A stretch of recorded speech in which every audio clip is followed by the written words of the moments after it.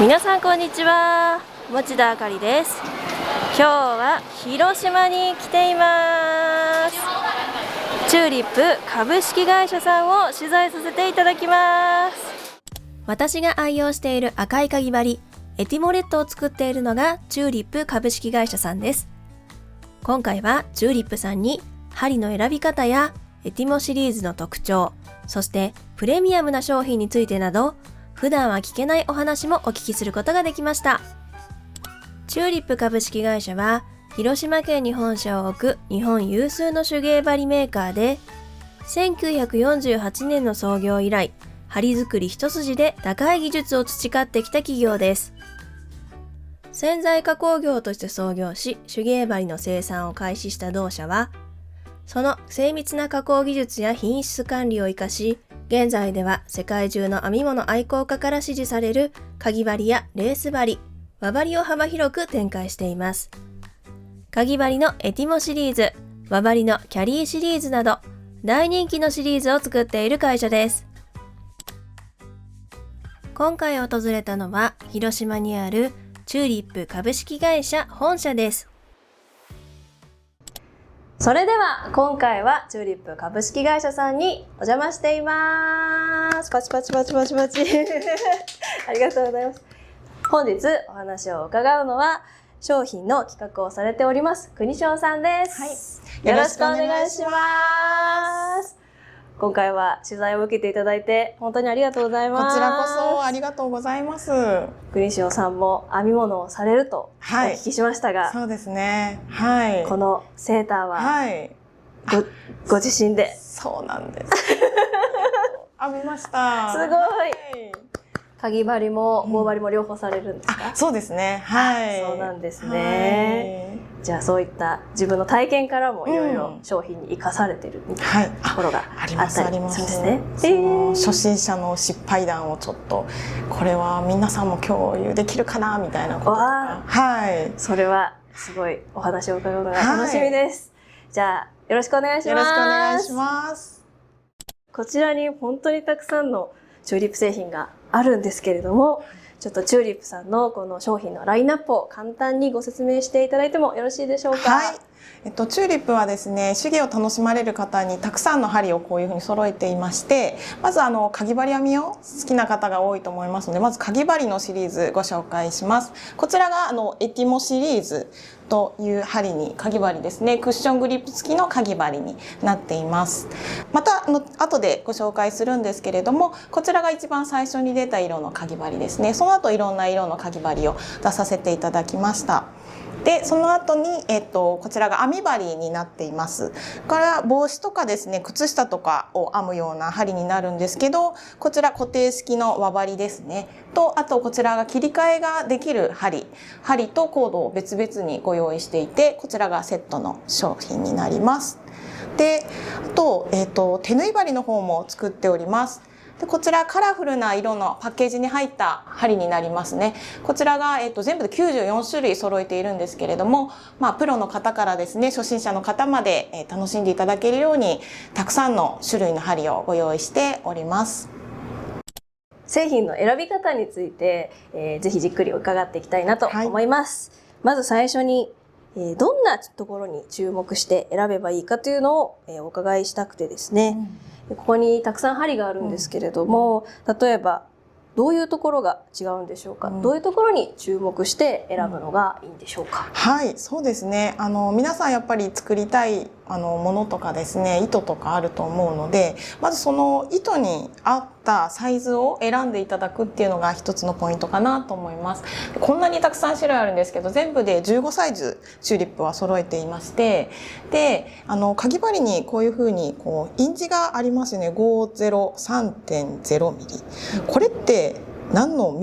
太さなんだろうって思うことあると思うんですけれども、かぎ先がありまして少しずつなだらかに太くなっていくんですけど、そこのまっすぐなところの直径、のことを太さは表しています。なのでもし細い糸をすごく大きい針で編んでしまうと、ここの太さのミリのところで輪の大きさが決まってきますので、それを糸がこうくぐり抜けるとすごく大きい輪になってしまって細い糸で編んでるんだけどすごいスカスカの作品になったりしてしまうので、一つそういうサイズ選びっていうのがポイントになります。で大体毛糸とかにも推奨のサイズとかって書いてあると思うので、そういったところを見て選んでもらったり、あとはこれだけサイズがあるのでお客様によっては手のきつい方、緩い方いろいろあると思います。なのでそちらの方で編んでいただいて、少しきついなと思ったら針のサイズを上げてもらったりして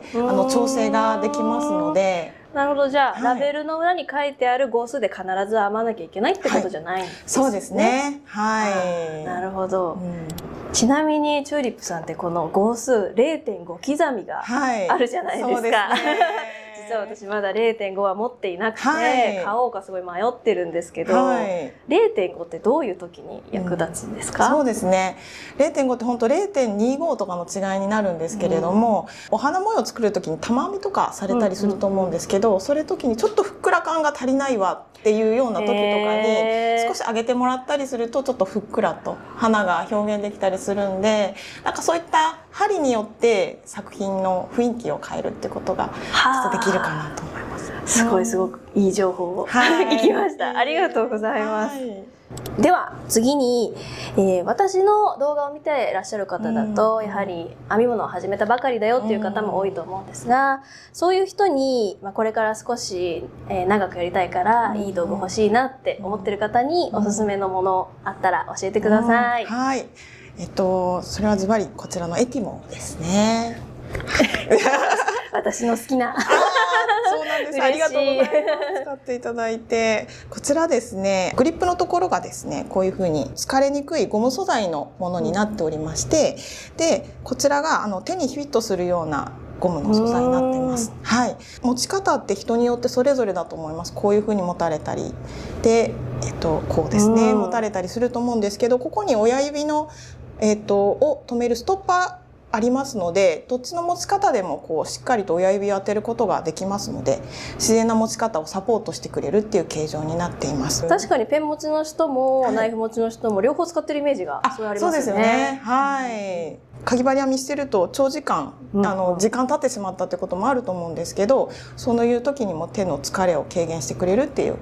こちらのグリップ付きのかぎ針おすすめになっています。はい。ちなみにこれ色がいっぱいありますけど、色以外は何か違いはあるんですか？そうですね。形状とあと素材は全部同じになっているんですけれども、かぎ先の色をちょっと注目してみるとですね、こちらのピンク、紫でこちらのクラシックなオリーブっていう色で私たち言ってるんですけれどもは光沢感ある艶のあるかぎ先になっていまして、こちらのレッドだけちょっとマット調になっております。はい。そうなんですね。はい。ありがとうございます。はい。では、この冬は棒針編みをやってみたいというお声もすごく多くいただいたんですが、そういった方におすすめな商品はありますか？はい。私たちが棒針編みでおすすめしているのが輪針になるんですけれども、輪針というとコードと針がつながった針になりまして、なぜおすすめかというとですね、こういう感じで輪をこれセーターなんですけど、ここの輪を編んだりとか、あとは平らなものもですね、平らな編み地も輪針で編めます。で、針で編み地をこう拾っていって編み地をこうコードに溜めることができるので、平編みも輪針もできるのと、あとはこれをコンパクトに、しまうことができますので、持ち運び、モバイル編みとかされたい方は針が短い分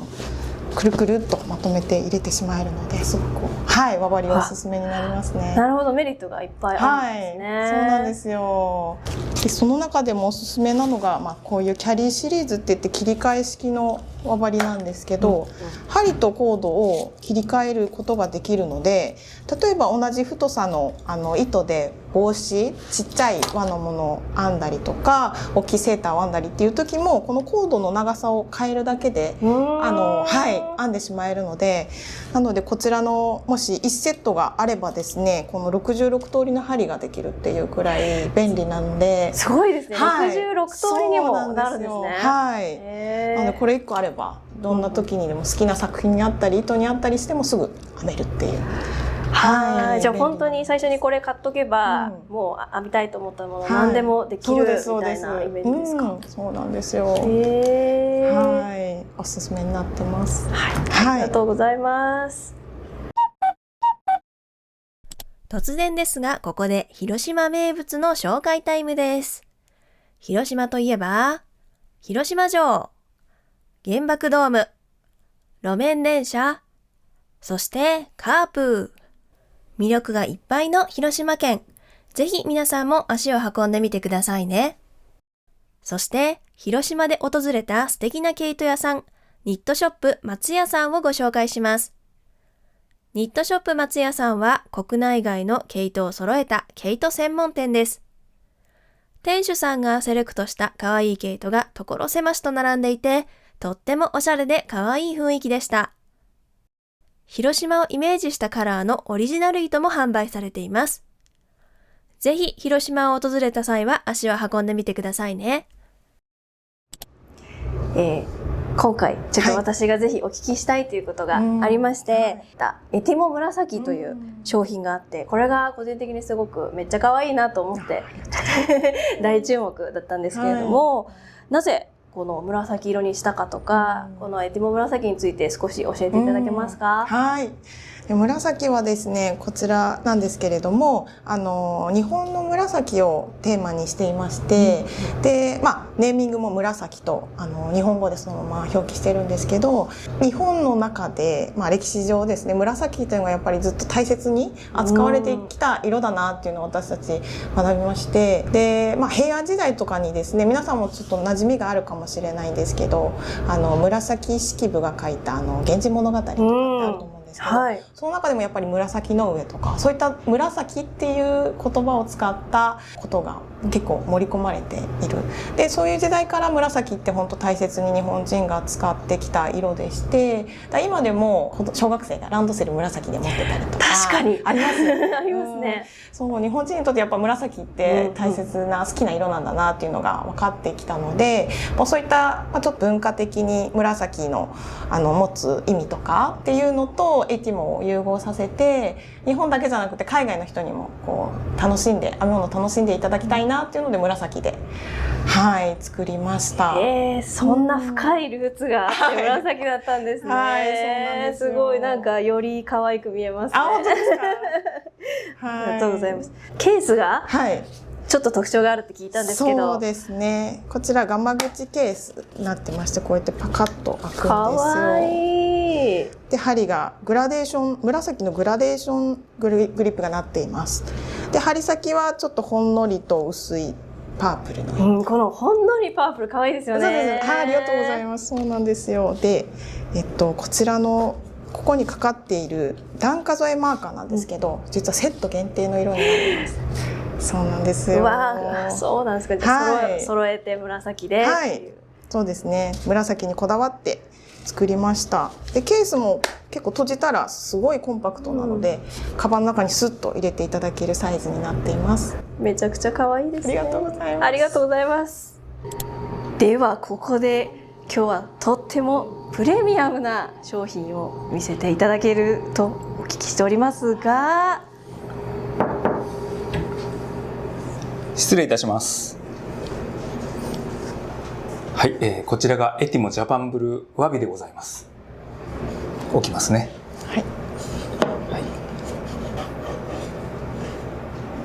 こちらでございます。はい、今お持ちいただきましたのがエティモジャパンブルーワビということなんですが、こちらについてぜひお聞かせください。そうですね、こちら限定商品なのでまだご覧になられてない方もたくさんいらっしゃると思いますが、こちらがですね、コンセプトカラーが藍色になってまして、で名前にあるジャパンブルーっていうのなんですけども、江戸時代に海外の方が日本に来られた時に名前を付けられたそうなんですね。で、日本を象徴する色として付けたんですけど、当時日本では藍染めで染めたものがたくさんあって、で人の服だったりのれんとかだったり、街中が藍色で染められていたみたいな、なんかそういう印象的な景色を見て、日本を象徴する色としてジャパンブルーと名付けたっていうのがあります。でそのジャパンブルーをコンセプトにして私たちはかぎ針を作ろうというふうに開発を至ったんですけども、きっかけはこういうかぎ針をですね、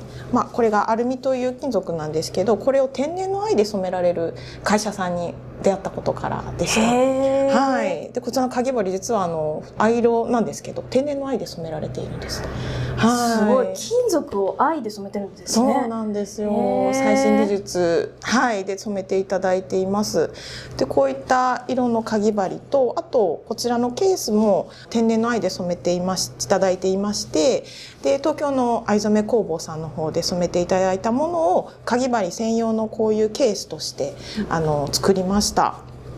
で他にもこういう播州の、職人さんが作った握りばさみですねを入れさせていただいていたりとかですね、こちらですね。すごい、綺麗ですね。はい、そうですよね。切れ味もすごくいい針にハサミになっています。でそれとあとこういう切り箱、引き出しタイプの切り箱に入っていまして、で日本のいろんな各地の技術を用いた品々をですね組み合わせて作ったのがこちらのお詫びになっています。すごいですね。日本のそういう伝統的な技術が集結してできたプレミアムな商品なんですね。はい。これってお店で普通に買えるんですか？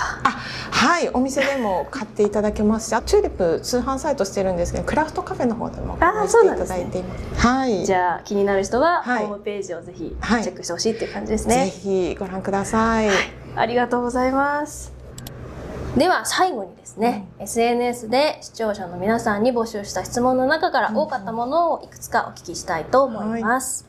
多かったのは、針をできるだけ長く愛用したいです。どんな風にお手入れをすればいいですかというご質問なんですが、いかがでしょうか？はい。今回かぎ針ですね、クッショングリップ付きかぎ針のエティモのお手入れ方法なんですけれども、かぎ先部分色がついているんですけれども、こちら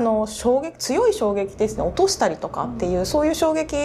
を与えたりしてしまうとちょっと色が少し剥げてしまうようなことがあるので、そこら辺は大切に扱っていただきたいのと、あとグリップの色が薄かったりするものもあるんですね。でどうしても使っていくとちょっと汚れが目立ってきたりしちゃうこともあるので、そういった時は中性洗剤で拭き取っていただくと綺麗になるので、長いこと愛用していただけるかなと思います。わかりました。ありがとうございます。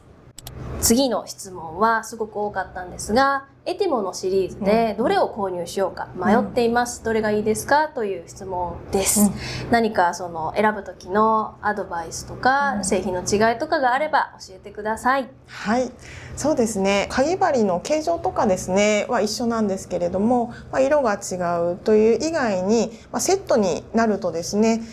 いろいろと4種類ほどございまして違います。で、針のサイズが違うのもそうなんですけれども、例えば付属のハサミがこちらのエティモとエティモロゼにはついていまして、どちらも切れ味がいいものなんですけれどもついていたりとか、あとはレッドの方はこういうふうにかなりコンパクトな巻きタイプになっているので、必要なサイズだけお教室に持っていかれるっていう方はですね、くるくると、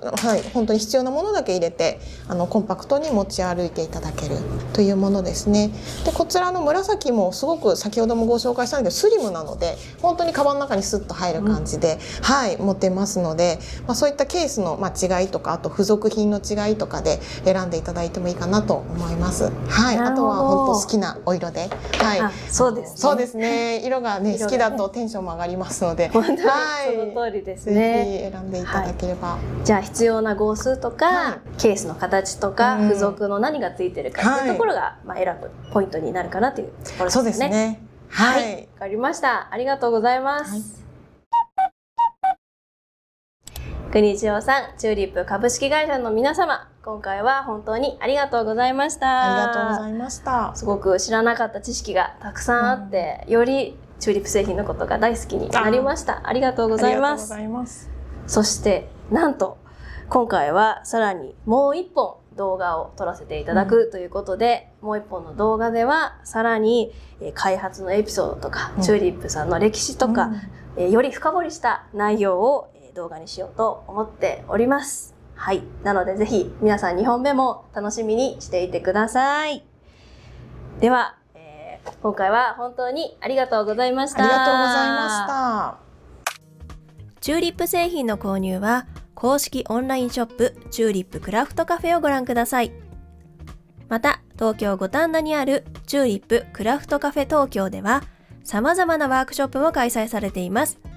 ぜひこちらもチェックしてみてくださいね。今回はチューリップ株式会社さんへお伺いして、製品の特徴や開発のエピソードを教えていただきました。